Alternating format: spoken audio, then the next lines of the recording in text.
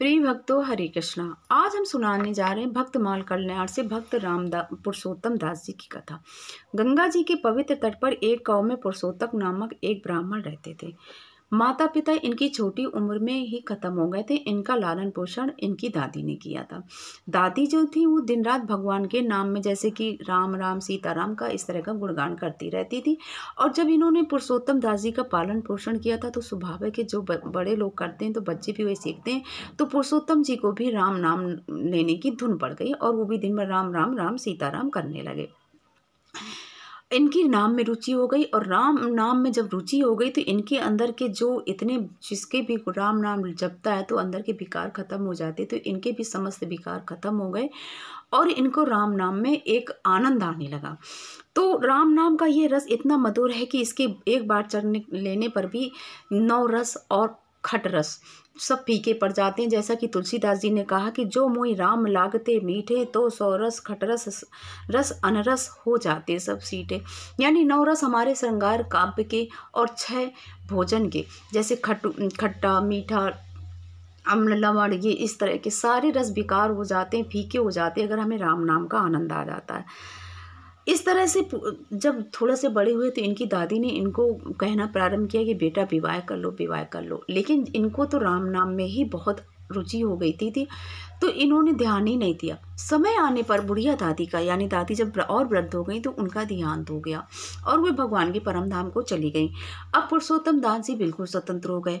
अब जो घर में थोड़ी सी खेती थी तो वो खेती करते थे और दिन भर भगवान नाम का भजन करते थे। जो खेती से पैसा आता था उसी से तेल मसाले साल भर के लिए खाना पीना का इंतजाम कर लेते थे और समय आने पर फिर खेती करते थे।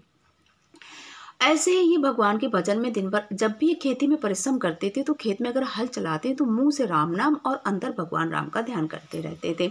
इस तरह से ये करते थे।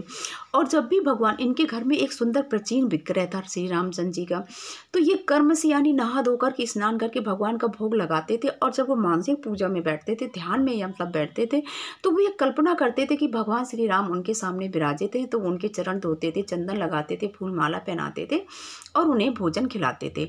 मानसिक रूप से यानी कि शरीर से भी और मन से भी, मनसा वाचा कर्मणा, इनमें पूरी तरह से राम नाम में रम चुके थे। वो उनकी सारे कार्य भगवान के कार्य हैं और वो सदा सर्वदा भगवान का ही है। पुरुषोत्तम भक्त के सारे कार्य इसी भाव से होते। वो निरंतर भगवान का अखंड स्मरण और भगवान के लिए मनमाड़ी शरीर की प्रत्येक क्षण की प्रत्येक क्रिया, यही भगवती जीवन है। जो जो भजन बढ़ता गया त्यों त्यों भाव में बिगाड़ता आगे आती गई। लगभग 12 वर्ष की साधना से उनका सारा जीवन राम नाममय हो गया। भगवान श्री राम नाम का कीर्तन करती उनकी वाणी गदगद हो जाती, चित्त दिव्य हो जाता। कभी थोड़ी जोर से रोने लगते, कभी उच्च स्वर से खिलखिला के हंसने लगते और कभी लोक लाज छोड़ करके नृत्य करने लगते थे। जो को भी इनको देखता तो वो भी भगवान, सब कुछ भूल करके भगवानमय हो जाते, यानी भगवान का राम नाम का जप करने लगता। पुरुषोत्तम जी की राम धुन दूर दूर तक पहुंच गई थी। घर घर और गांव गांव में लोग राम नाम का मधुर कीर्तन करने लगे थे। पुरुषोत्तम जी के दर्शन दूर दूर से लोग आने लगे। इस दशा में ये 5 वर्ष तक रहे।